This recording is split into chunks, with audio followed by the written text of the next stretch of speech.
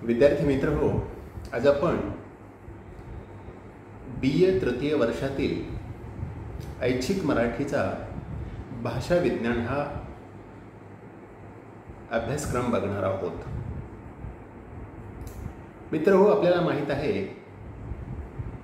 की सभोवतालच्या माणसांशी संपर्क साधणे ही माणसाची मूलभूत भावना असते। समाज जेव्हा जवळच्या व्यक्तीशी संपर्क साधण्यासाठी किंवा संदेश देण्यासाठी माणसाने या भाषेचा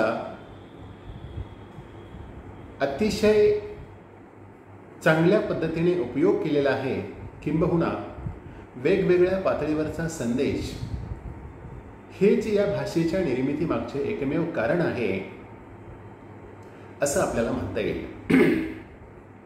आपल्याला माहित आहे की भाषेशिवाय मनुष्य जगू शकत नाही। समाजशास्त्राचा एक नियम आहे, तो म्हणजे असा, ते म्हणतात की man is a social animal, he cannot live alone. माणसाला समाजाशिवाय अस्तित्व शून्य असतं आणि हे समाजाचं अस्तित्व फक्त भाषेमुळे निर्माण झालेले आहे हे आपण समजून घेतलं पाहिजे। माणसं एकमेकांच्या जवळ येतात, माणसं एकमेकांच्या संपर्कात राहतात, माणसं समूहाने राहतात। याचं कारण असं की त्यांच्यामध्ये संदेश प्रणाली आहे आणि ही जी काही संदेश प्रणाली आहे ती सुरुवातीला सांकेतिक खाणाखुणांच्या माध्यमातून असेल, नंतर ती चित्रलिपीमध्ये आलेली असेल आणि नंतर तिला एक विशिष्ट लिपीमध्ये स्थान देऊन तिचं भाषेमध्ये रूपांतर झालेलं असेल। परंतु भाषा ही माणसाचा समूह निर्माण होण्यासाठी अतिशय महत्त्वाचं साधन आहे हे आपण समजून घेतलं पाहिजे। आणि म्हणून भाषेच्या निर्मितीमागच्या प्रेरणा ह्या वेगवेगळ्या आहेत आणि ते कशा पद्धतीने भाषेची निर्मिती झाली हे जर आपल्याला समजून घ्यायचं असेल तर भाषा विज्ञानशास्त्राचा आपल्याला अभ्यास करावा लागतो। आणि म्हणून एकमेकांना संपर्क साधण्यासाठी किंवा दुसऱ्याला जवळ बोलावण्यासाठी भाषेचा उपयोग जगातील सर्वच माणसं भाषेशिवाय संपर्क साधत नाही हे या ठिकाणी आपल्याला दिसून येतं। अशा प्रकारे संपर्क साधण्यासाठी भाषेच्या व्यतिरिक्त इतरही अनेक साधने व माध्यमे माणसाने उपयोगात आणलेले आहेत। त्यापैकी चेहऱ्यावरील हावभाव असेल, हातवारे करणे असेल, चित्रकृती असेल, वेगवेगळे रंग असतील किंवा टाळ्या वाजवणे, पाया पडणे इत्यादी ध्वनिनिर्मित भाषेचे लिपीच्या मर्यादा पाळून होणारे लेखन हे भाषेला अभिप्रेत आहे। म्हणजे आपण ज्या भाषा विज्ञानाचा अभ्यास करणार आहोत हे आपण एकदा समजून घेतलं पाहिजे की जेव्हा लिपी निर्माण झाली तेव्हा या लिपीच्या अगोदर कशा पद्धतीने लोक एकमेकांशी संपर्क करत असतील, तर सुरुवातीला चेहऱ्यावरील हावभावावरून आपल्याला त्या माणसाला काय संदेश द्यायचा आहे किंवा त्याला काय म्हणायचं आहे हे आपल्याला चेहऱ्याचे हावभाव वाचूनही समजून यायचं। मग एखाद्याकडे रागाने बघण्याला असेल, एखाद्याला स्मितहास्य करणं असेल, तर अशा पद्धतीचे चेहऱ्यावरचे हावभाव दाखवून त्याच्या मनातील भावना समोरच्या व्यक्तीला नकळतपणे सुरुवातीला कळवल्या जायच्या। ही देखील एक शारीरिक हावभावाची भाषा आहे। त्याच्यानंतर माणसाने आणखी इतरही साधने या भाषेसाठी उपयोगात आणली आणि मग त्याच्यानंतर हातवारे करणे, इशारे करणे या माध्यमातून देखील भाषेचा उपयोग माणसाने एकमेकांच्या संप्रेषणासाठी, संदेशवानासाठी केलेला आहे। त्यानंतर आणखी त्याच्यामध्ये प्रगती होऊन चित्रकृती भाषेच्या वापरासाठी वापरल्या गेली आणि आपल्याला माहीत असेल की आदिमानव म्हणजे माणसाची प्रगत अवस्था येण्याच्या पूर्वीचा मानव, त्यावेळी नुकतीच त्याला खाणाखुणा आणि इशाऱ्याची जी काही सांकेतिक भाषा त्या काळात अवगत झाली, त्याच्यानंतर पुढच्या प्रगतीचा टप्पा भाषेचा जो म्हणता येईल तो म्हणजे चित्रकृतीचा होता. आणि मग चित्रांच्या माध्यमातून ते इतर लोकांना संदेश देण्याचं काम करू लागले. उदाहरणार्थ एखाद्या गुहेमध्ये जर हिंस्र प्राणी त्या ठिकाणी असेल किंवा त्याचा वावर असेल तर त्या ठिकाणी माणूस काहीतरी दगडावरती काहीतरी दगडानेच कोरून त्या ठिकाणी एखाद्या प्राण्याचं चित्र काढू लागला किंवा एखाद्या श्वापदाचं चित्र काढू लागला, तर येणाऱ्या दुसऱ्या त्या ठिकाणी माणसाला साहजिकच तसा संकेत मिळायचा की या ठिकाणी काहीतरी भयंकर हिंस्र प्राणी वावरत असतो आणि इथून आपण सुरक्षित असायला पाहिजे. अशा पद्धतीची एक चित्रकृती देखील, किंवा अलीकडे आपण बघतो की विद्युत खांबावरती एक असं माणसाच्या कवटीचं चित्र लावलेलं असतं, 2 हाडं आणि एक माणसाच्या कवटीचं चित्र. तर असा एक संकेत की हे एक घातक आहे, या ठिकाणी आपल्याला धोका आहे, असा एक संकेत जो अडाणी माणसाला देखील समजतो. अशा पद्धतीचं विद्युत मंडळ हे वापरत असतं. तो देखील एक चित्रकृतीचाच एक उदाहरण म्हणून आपल्याला सांगता येईल. त्यानंतर काही कालांतराने म्हणजे आजही सांकेतिक म्हणून वेगवेगळे रंग वापरले जातात. मग आपण बघतो की वाहतूक सिग्नल असेल त्या ठिकाणी 3 रंगाचं दिवे वापरले जातात, लाल, हिरवा, पिवळा. आणि या तिन्ही रंगांच्या माध्यमातून एक संप्रेषण, एक संदेश देण्याचं काम स्वयंचलित यंत्रणा करत असते. हिरवा रंग दिसला तर जाण्यास परवानगी आहे, लाल रंग दिसला तर तुम्हाला इथे थांबावं लागेल, आणि पिवळा रंग दिसला तर तुम्हाला सावधतेने हळू जावं लागेल. अशा पद्धतीचा एक संकेत या रंगांच्या माध्यमातूनही भाषेचा वापर करताना बघितलेला आहे. त्यानंतर टाळ्या वाजवणे असेल, एखाद्याच्या पाया पडणे असेल. परंतु ही जी भाषा आहे ती लिखित किंवा लिपी भाषा उपयोगात येण्यापूर्वीची भाषा आहे. आणि म्हणून ह्या सगळ्या ज्या भाषा आहेत, म्हणजे टाळ्या वाजवणे, पाया पडणे, चेहऱ्यावरचे हावभाव, हातवारे, चित्रकृती, या गोष्टी भाषा विज्ञानामध्ये येत नाहीत. जिथून लिपीची निर्मिती झालेली आहे, जिथे भाषेमध्ये वर्णमाला सुरू झालेली आहे, लिखित भाषा जिथून सुरू होते तिथून खऱ्या अर्थाने भाषा विज्ञानाचं काम सुरू होतं. आणि भाषा विज्ञानामध्ये या सगळ्या जुने जे प्रकार आहेत ते सगळे टाळून फक्त लिपीच्या मर्यादा पाळून होणारे लेखन हेच या ठिकाणी भाषा विज्ञानाला अभिप्रेत आहे.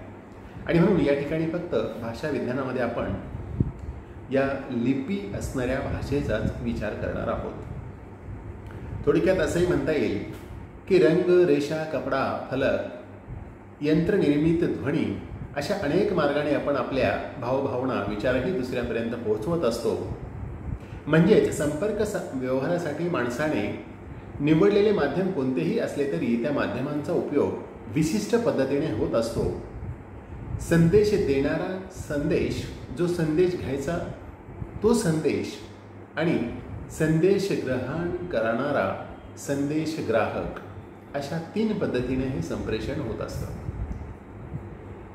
म्हणजे संदेश देणाऱ्याचा एक संदेश, तो संदेश घ्यायचा तो एक संदेश मुळात, आणि जो ग्रहण करणार आहे तो ग्राहक म्हणजेच संदेश ग्रहण करणारा. अशा पद्धतीने या 3 घटकांचा कोणत्याही संपर्क माध्यम व्यवस्थेत महत्त्व असते. असा संदेश कळविण्यासाठी, संदेश वा आशय कळविण्यासाठी संदेशक ज्या खुणेचा किंवा अन्य चिन्हाचा वापर करतो त्या चिन्हाबद्दल ग्राहकाला स्पष्ट कल्पना असायला हवी.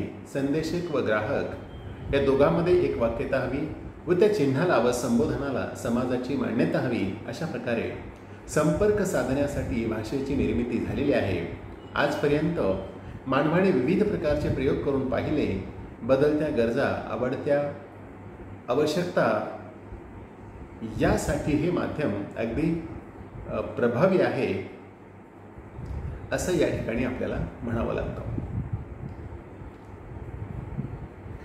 आणि मग संदेश वहनाचं भाषा हे एकमेव साधन आहे का? तर या ठिकाणी असे म्हणता येईल, तर संदेशनाची भाषा हे एकच माध्यम नाही हे आतापर्यंतच्या विवेचनावरून तुम्हाला स्पष्ट झालेले असेल. मानवी जीवनातील विविध प्रकारच्या ढोबळ सूक्ष्म अशा गरजांनुसार संदेशनाचे प्रकारही विविध असू शकतात. विचारांच्या सोयीसाठी या माध्यम व्यवस्थांचा विचार अलगदपणे वेगवेगळा केला जात असला तरी त्या कमी अधिक प्रमाणात एकमेकात मिसळून गेलेल्या असतात. उदाहरणार्थ, भाषेच्या माध्यमाचा उपयोग करताना बोलणारी व्यक्ती हातवारी करत असते. तिच्या चेहऱ्यावरचे हावभाव तो आशय स्पष्ट करण्यासाठी सहाय्यभूत होत असतात. पण या सगळ्या प्रकारच्या संदेशनाच्या अनेक माध्यमांपैकी भाषा ही एक प्रभावी आणि व्यापक आणि परिणामकारक असं लवचिक माध्यम आहे. याबद्दल विचारवंतामध्ये दुमत नाही. संपर्क साधण्यासाठीच भाषेची निर्मिती झालेली आहे. त्या हेतूने ध्वनी संदर्भात मानवाने विविध प्रकारचे प्रयोग करून पाहिले. बदलत्या गरजा, वाढत्या आवश्यकता या भागविण्याचे साधर्म्य आज भाषेतील ध्वनींना साधता आलेले आहे. यावरून भाषा हे संदेशनाचे प्रभावी माध्यम आहे हे सिद्ध होत आहे. संदेशनासाठी ध्वनींचे माध्यम निवडण्याचे आणखी कोणते कारण असेल? ध्वनीला प्रकाश, अंधार, डोंगरदऱ्या किंवा भिंती यांचे अडथळे असू शकत नाहीत. आता ध्वनींची भाषा संदेशनासाठी जास्त प्रभावी असण्याचं कारण रंग असेल. रंगाला प्रकाशाची मर्यादा आहे. ते दिवसा दिसू शकतात किंवा लाईट म्हणजे आधुनिक आहेत ते रात्री दिसू शकतात. परंतु डोंगरदऱ्या किंवा भिंतीचे अडथळे हे मात्र प्रकाश, अंधार अशा पद्धतीचे काहीही अडथळे भाषेच्या बाबतीत होताना दिसत नाही. आणि त्यासाठी काही वेगळं साधनही सोबत ठेवण्याची गरज मानवाला लागत नाही. एक विशिष्ट प्रकारचा शब्दरचना करून माणूस पाहिजे तसा संदेश एकमेकांना देऊ शकतो. आणि म्हणून भाषा हे ध्वनींचं माध्यम म्हणून प्रभावी ठरलेले आहे. त्याचबरोबर संदेशनासाठी ध्वनींचे माध्यम निवडण्याच्या माणसाने आपल्या कष्टाची, श्रमाची, वेळेची बचतही साधलेली आहे. सभोवतालच्या माणसाशी संपर्क साधणे ही मूलभूत मानवी भावना आहे. समाजाशी वा जवळच्या व्यक्तीशी संपर्क साधण्यासाठी संदेशनासाठी माणसाने भाषेचा यशस्वीपणे उपयोग केला आहे. किंबहुना भाषेच्या पातळीवरील संदेशन हेच भाषेच्या निर्मितीमागील एकमेव कारण आहे. अशा प्रकाराने संपर्क साधण्यासाठी भाषेच्या व्यतिरिक्त इतरही अनेक साधने वा माध्यमे माणसाने उपयोगात आणलेली आहेत. ती आत्ता आपण बघितलं.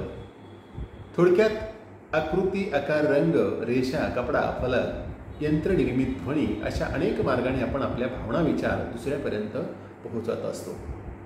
हे आपण बघितलं. आकाशात कबुतरे सोडून शांतता प्रदर्शित करणे, रणवाद्य वाजवून युद्धाची सूचना देणे, राखी पाठवून नात्याचे संबंध जोडणे अशा काही सांकेतिक पातळीवरचे देखील संदेशन दैनंदिन व्यवहारामध्ये आपल्याला होताना दिसतं. त्याचप्रमाणे माणसाप्रमाणेच पशुपक्षी, प्राणी यांनाही अशा प्रकारचे एकमेकांशी संपर्क साधण्याची गरज भासते व विविध प्रकारचे हालचाल, विशिष्ट प्रकारचा ध्वनी कमी जास्त प्रमाणात उच्चारून तेही संदेशन कार्य साधत असतात. हेही आपण आपल्या आजूबाजूच्या वातावरणामध्ये बघत असतो. आणि म्हणून संपर्क व्यवहारासाठी माणसाने निवडलेले माध्यम कोणतेही असले तरी त्या माध्यमांचा उपयोग विशिष्ट पद्धतीनेच होत असतो. संदेश देणारा जो संदेश मिळायचा तो संदेश आणि संदेश ग्रहण करणारा अशा 3 घटकाशिवाय ध्वनी माध्यमांचं संदेशन पूर्ण होत नाही हे आपल्याला या ठिकाणी लक्षात आलेलं असेल. त्याचबरोबर हातवाऱ्यांचंही आपण उदाहरण बघितलं की पोलिसांनी आडवा हात जर केला तर ते थांबण्याचं चिन्ह असतं. अशा पद्धतीचे चिन्ह किंवा लाल, हिरवा, पिवळा रंग दाखवून त्याच्या माध्यमातूनही विविध संदेश देण्याचं काम हातवारे आणि चिन्हाच्या बाबतीत होताना दिसत आहे. पोलिसाच्या हाताची हालचाल किंवा स्पर्श, नेत्रसंकेत यांच्या संदर्भातही अशीच स्वाधीनता असते. पण या माध्यमाद्वारे साधले जाणारे संदेशन अनेक नैसर्गिक अडचणींनी संकोच पावलेले असते. अंधार, अंतर, भिंत यांच्या अडथळ्यावर मात करणे फक्त केवळ ध्वनीलाही शक्य असते. या दृष्टीने ध्वनी कालातीत आहे. शिवाय ध्वनींचे संदेशन सर्व दिशांनी होऊ शकते. एखाद्याला पाठीमागे बसून आपण नेमलेले नेत्रसंकेत किंवा हातवारे त्याला दिसू शकणार नाहीत, पण त्याच्या पाठीमागे बसून उच्चारलेले ध्वनी मात्र त्याला ऐकायला जातील. हीच स्थिती रंगरेषा, आकृती, ध्वजासारख्या निशाणांनी मर्यादित असते. म्हणजे ध्वनी माध्यमाला